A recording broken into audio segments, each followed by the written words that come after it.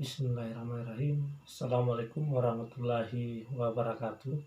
Selamat datang di video kedua mengenai buku Seko di Antara Harapan dan Ancaman. Pada kesempatan kali ini, subtema yang akan kita bahas adalah ekologi adat Seko. Tapi sebelum kita masuk ke pokok pembahasan ini, seperti apa praktik-praktik ekologi adat Seko yang masih berjalan, saya akan sedikit memberikan gambaran sesungguhnya apa sebenarnya yang dimaksud dengan ekologi adat. Kalau kita merujuk dari pandangan Dr. Samsul Ma'arif, maka kita akan memahami atau secara sederhana dapat kita pahami bahwa ekologi adat adalah rangkaian praktik dan pengetahuan adat yang menekankan hubungan atau relasi manusia dan lingkungannya. Nah, dalam ekologi adat, eksistensi dan jati diri manusia itu hanya dapat dipahami dalam relasinya dengan lingkungan. Karena itu, kita seringkali mendengar ungkapan bahwa keberlanjutan hidup manusia itu identik dengan kelestarian lingkungan. Begitu juga sebaliknya, bahwa kehancuran lingkungan berarti kehancuran hidup manusia.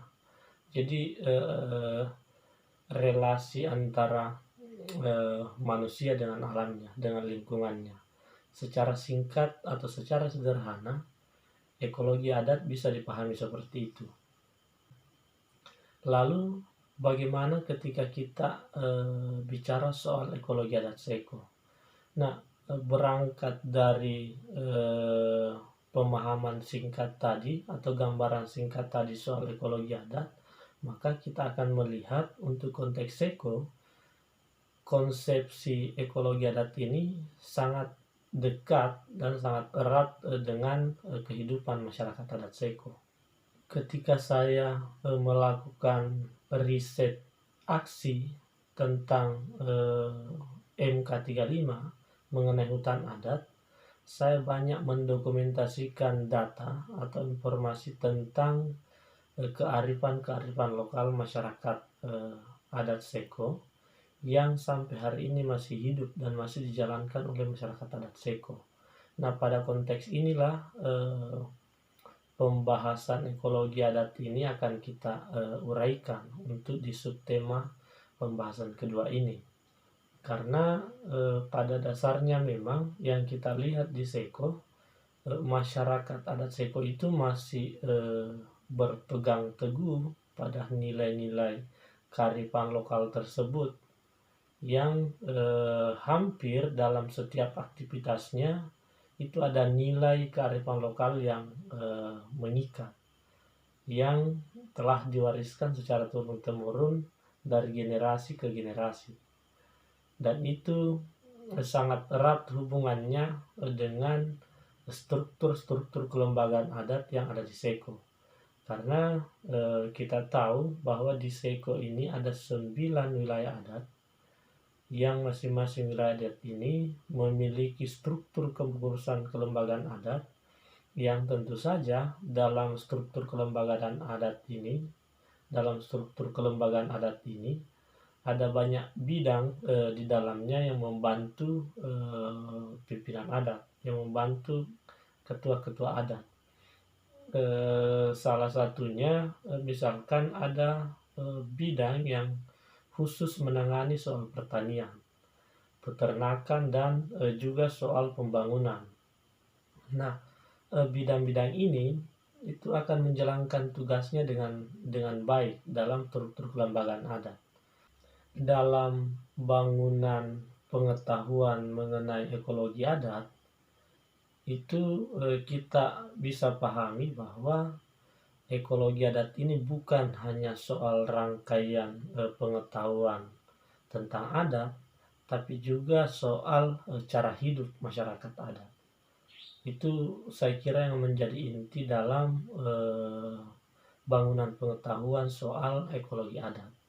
Makanya tidak heran jika Komisi Dunia untuk Lingkungan dan Pembangunan kurang lebih 30 tahun yang lalu atau sejak 30 tahun yang lalu itu sudah menekankan atau menegaskan agar masyarakat modern dapat belajar dari masyarakat tradisional atau masyarakat adat atau masyarakat lokal yang memiliki konsep perlindungan wilayah, memiliki kearifan lokal dalam hal pelestarian lingkungan.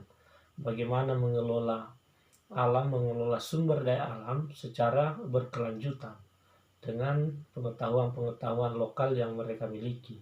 Jadi masyarakat modern itu mesti belajar dari sana agar tidak terjebak dalam skema modernisasi yang seringkali melahirkan dampak yang luar biasa dan harus dibayar dengan harga mahal akibat modernisasi tersebut.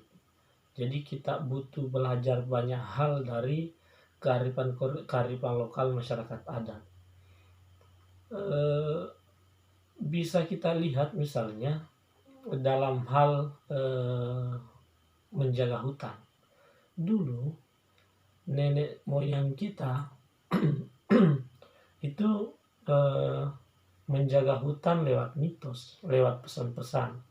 Misalkan jangan masuk ke hutan sini karena di sana ada penunggu, akan dapat celaka ketika masuk, apalagi melakukan hal-hal yang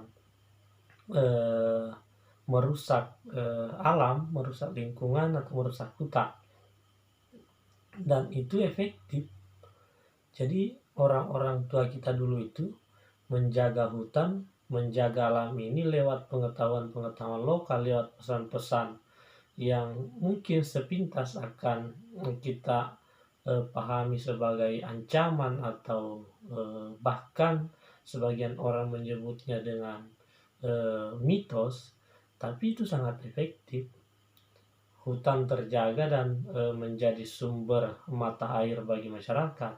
Dibandingkan zaman sekarang, di zaman yang katanya modern ini, hutan itu dijaga oleh aparat yang bersenjata, tapi faktanya hutan kita luluh lantah, hutan kita hancur, illegal logging di mana-mana, dan akibatnya hampir setiap tahun negara harus mengeluarkan anggaran yang sangat besar untuk penanggulangan banjir, untuk penanggulangan bencana longsor dan lain sebagainya, yang disebabkan hilangnya hutan kita.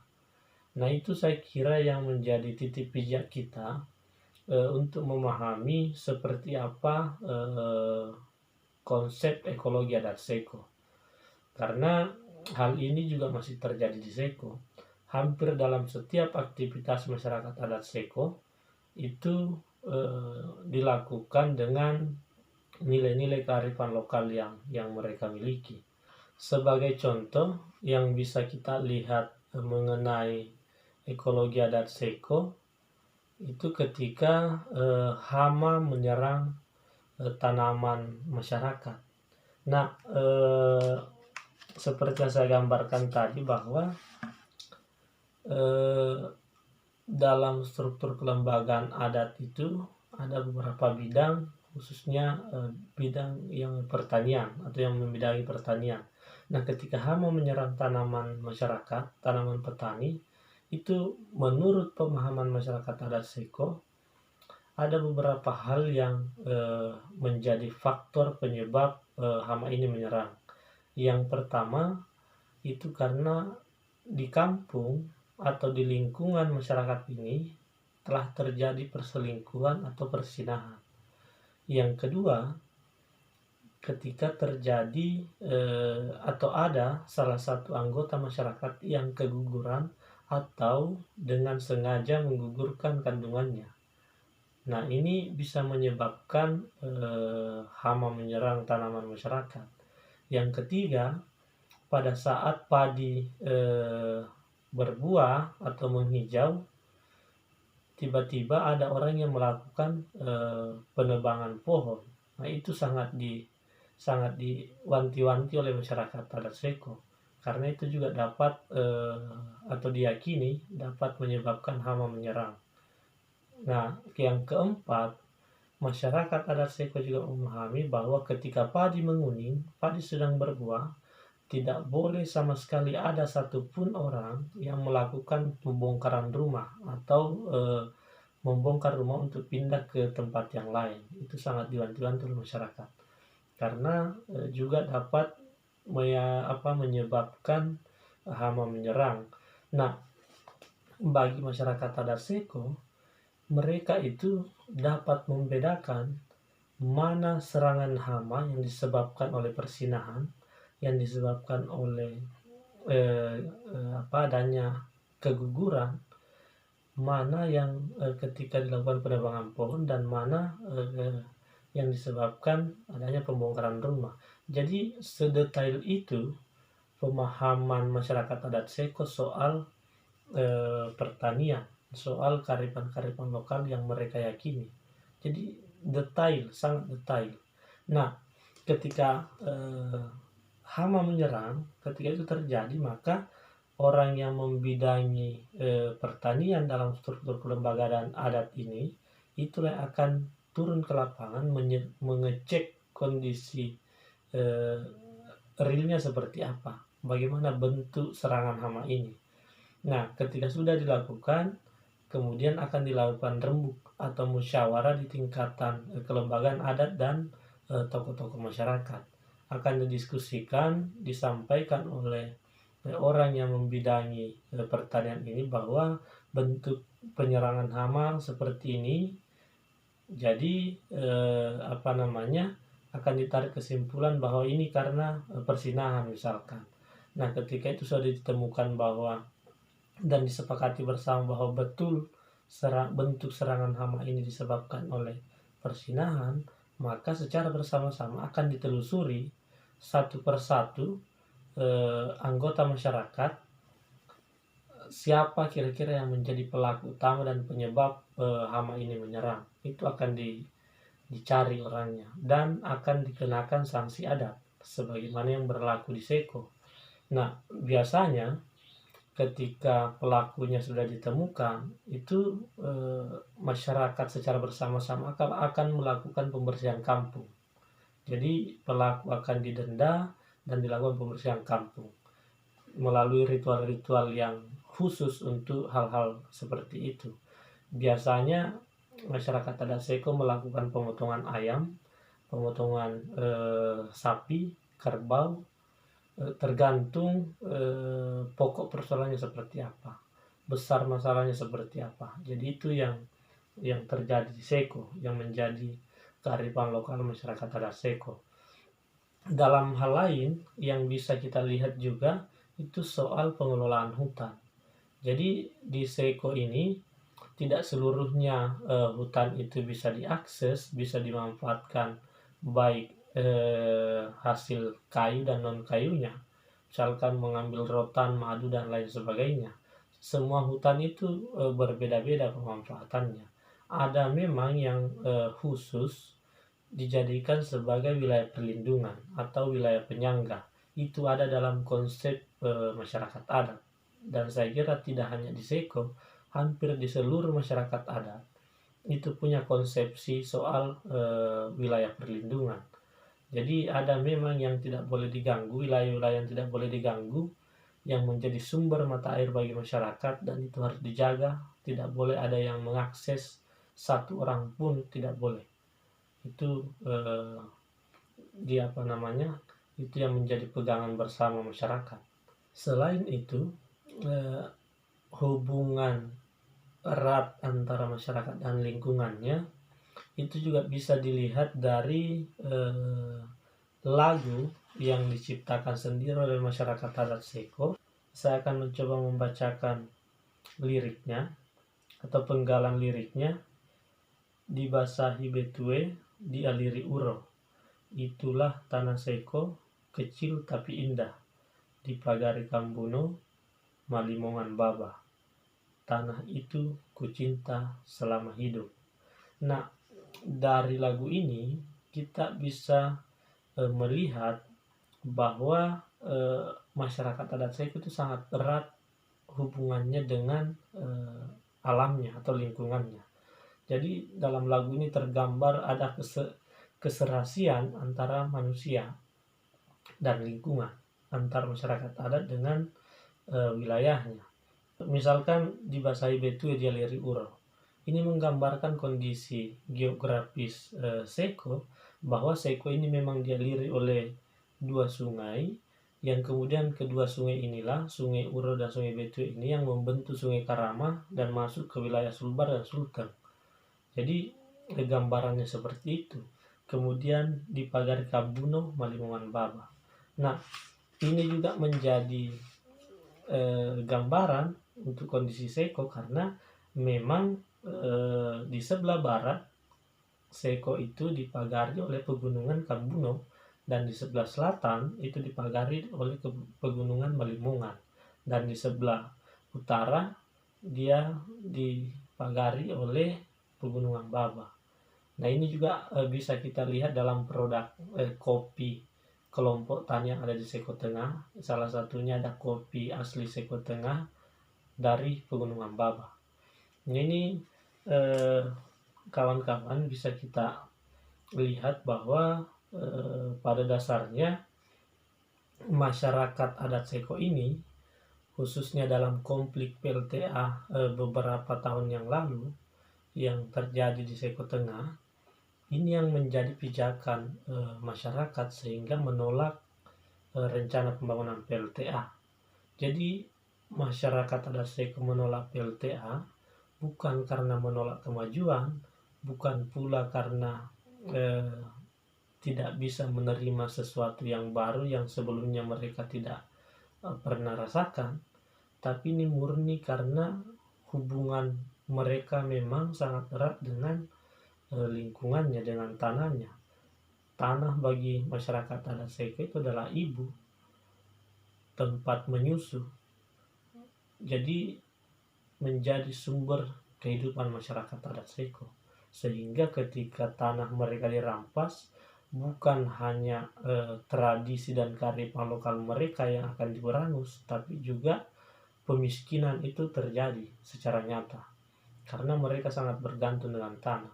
Khususnya untuk konteks Seko Tengah misalnya, dalam konflik PLTA kemarin, itu wilayah Seko Tengah memang sangat sempit. Kalau masyarakat sendiri menggambarkan wilayahnya itu ibarat gitar, nah lubang gitar ini itulah perkampungan wilayah kelola dan lahan-lahan perkebunan masyarakat. Sehingga ketika wilayah itu dipatok karena masuk dalam konsesi perusahaan, itu akan menghilangkan hak masyarakat. Yang menarik dari statement-statement masyarakat Seko dalam konflik PLTA kemarin, ada yang mengatakan seperti ini. Buat apa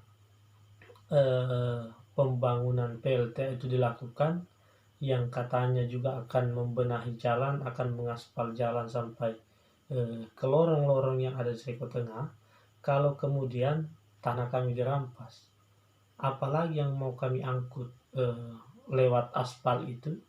Untuk apalagi kami merasakan listrik kalau kemudian kami kehilangan sumber penghidupan? Itu yang menjadi dasar masyarakat. Walaupun mungkin pada satu sisi pihak perusahaan dan pemerintah telah mengklaim bahwa sebelum mereka beraktivitas atau melakukan aktivitas di wilayah Seko, mereka sudah melakukan sosialisasi dengan masyarakat. Tapi lagi-lagi, dan ini penting saya tekankan, bahwa seringkali masyarakat seringkali pemerintah itu atau pihak perusahaan melakukan pendekatan sosialisasi ini atas nama keterwakilan, seolah-olah ketika sudah ada yang mewakili beberapa orang, itu sudah dapat dijadikan legitimasi sosial bagi pembangunan yang dicanangkan. Sementara faktanya tidak seperti itu, karena ketika bicara soal tanah, bicara soal ruang hidup, berarti kita bicara soal ruang sosial.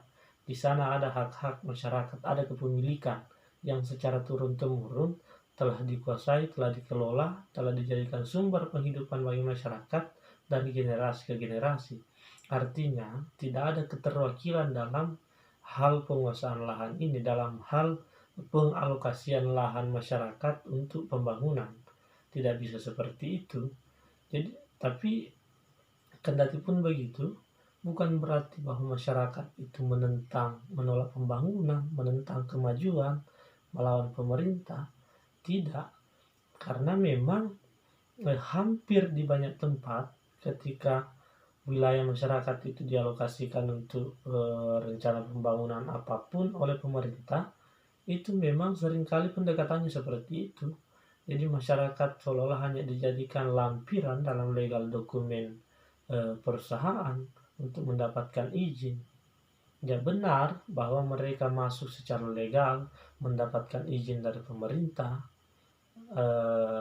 ada konsesi yang keluar, tapi hal ini tidak boleh dijadikan alasan untuk memaksakan pembangunan, sebagaimana di subtema pertama kita berangkat dari subtema atas nama kepentingan nasional, atas nama pembangunan. Nah, saya kira seperti itu. Hal lain juga yang bisa kita lihat soal ekologi adat Seko ini, di awal-awal penolakan masyarakat terhadap rencana pembangunan PLTA itu, masyarakat pernah memberikan sanksi adat terhadap pihak perusahaan, terhadap PT Seko Prima. Waktu itu masyarakat memberikan sanksi adat 1 ekor kerbau, didenda 1 ekor kerbau, karena dianggap menerobos masuk ke wilayah kelola masyarakat tanpa izin. Nah, ini penting untuk kita lihat bahwa pada konteks ini itu masyarakat tidak serampangan menolak, tapi mereka menolak dan berjuang sesuai dengan kearifan-kearifan lokal yang ada di masyarakat adat Seko yang berlaku selama ini. Karena masyarakat adat Seko memang selain memahami wilayahnya itu ibarat kamar tidur, mereka juga memahami wilayahnya ibarat kolam ikan dan lumbung padi. Artinya apa? Wilayahnya itu betul-betul dianggap sebagai tempat segala kebutuhan mereka digantungkan. Karena itu siapa yang masuk tanpa seizin mereka itu akan dianggap melakukan pelanggaran dan akan dikenakan sanksi adat. Itu yang ada di Seko, yang berlaku di Seko. Jadi memang masyarakat adat Seko ini itu memiliki budaya yang luhur dan ikatan persatuan dan persaudaraan yang kuat, yang dalam konteks Seko itu dikenal dengan istilah salombengan. Itu adalah ikatan bagi keseluruhan masyarakat adat Seko. Sampai hari ini masyarakat adat Seko itu masih berpegang pada tradisi dan nilai-nilai lokal yang diyakini kebenaran dan kesakralannya, dan itu terus diwariskan dari generasi ke generasi. Nah, yang paling kental kita lihat sebenarnya di Seko adalah tradisi musyawarah. Tradisi musyawarah ini hampir di setiap pengambilan keputusan, khususnya dalam hal pengelolaan sumber daya alam, entah itu mau melakukan pembibitan, penanaman padi, dan pembukaan lahan baru, itu mesti ada musyawarah yang dilakukan untuk menentukan hari kapan akan dilakukan, di wilayah mana yang pertama kali akan dilakukan. Nah, hanya saja di masing-masing wilayah yang ada di Seko ini, karena Seko ini terbagi dalam 3 wilayah, ada Seko Padang, Seko Tengah, dan Seko Lemo. Nah, istilah-istilah lokal mengenai musyawarah ini berbeda-beda. Misalkan di Seko Padang kita akan kenal istilah Sikobu, Silahalaha, dan Mukono. Itu untuk konteks Seko Padang. Sementara di Seko Tengah kita akan mengenalnya dengan istilah Mukobo atau Makbua Kalebu. Itu di Seko Tengah. Dan untuk di Seko Lemo kita akan mengenal musyawarah ini dengan istilah Mamisak Sua masalu, atau sipulu. Itu berlaku di Sekolemo. Nah, pada dasarnya seluruh istilah-istilah ini itu sama maknanya, musyawarah. Yang membedakan adalah apakah ini musyawarah besar atau musyawarah kecil. Jadi tergantung konteks pertemuannya seperti apa. Kalau pertemuannya kecil-kecilan, musyawarahnya kecil-kecilan, itu bisa dipahami atau disebutkan mabwa kalebu atau silahalaha. Jadi pertemuan kecil-kecilan itu bisa dipahami seperti, tapi untuk pertemuan besarnya itu biasanya masyarakat adat Seko menyebutnya mukobo. Itu untuk Seko Tengah, dan untuk Seko Padang bukobu, sikobu, dan untuk Seko Lemo biasanya sipulung atau mamesasua. Itu ketika pertemuannya besar-besaran. Nah, saya kira gambaran soal ekologi adat Seko itu seperti itu.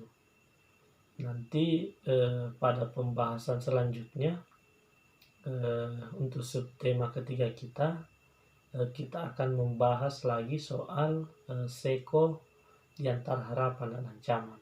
Ini saya kira akan lebih menarik lagi di subtema ketiga ini, dan mudah-mudahan kawan-kawan masih setia menyaksikan video ini dan video-video selanjutnya. Terima kasih atas partisipasi kawan-kawan. Wallahul muwaffiq ila aqwamit thoriq. Assalamualaikum warahmatullahi wabarakatuh. Sampai ketemu di video selanjutnya.